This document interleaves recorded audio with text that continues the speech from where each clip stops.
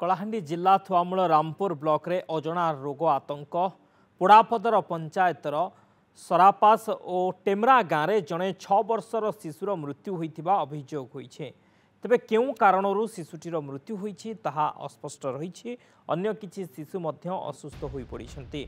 गत 3 दिन धरी मेडिकल टीम गाँव में पहुंची लोकंकर रक्त नमूना संग्रह करने सह प्राथमिक चिकित्सा जोगाई देउछन्ति। गाँव में पानीय जलर परीक्षा पाई मध्य नमूना पठा जाइछि। 14 जणिया डाक्तरी टीम लोकं को सचेतन करुछन्ति। असुस्थ थिबा 4 शिशु को भवानीपाटना चिकित्सालय रे भर्ती करिछन्ति। तेबे नमूना परीक्षा रिपोर्ट आसिबा परे केउ रोग व्यापीछि से नै स्पष्ट सूचना मिलिबो बोली गोष्ठी स्वास्थ्य अधिकारी सूचना दैछन्ति।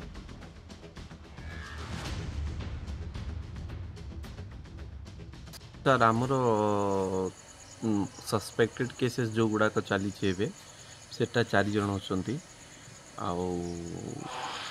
ता भितरे आउ गोटे पेशेंट अच्छी लॉन्ग टर्म फीवर हेले टोटल 5टा पेशेंट अच्छी तांको शिफ्ट कराई नियंत्रण तो गाँव में अच्छी आम जाइलु एमती किसी हेबक भाया सिचुएसन ना।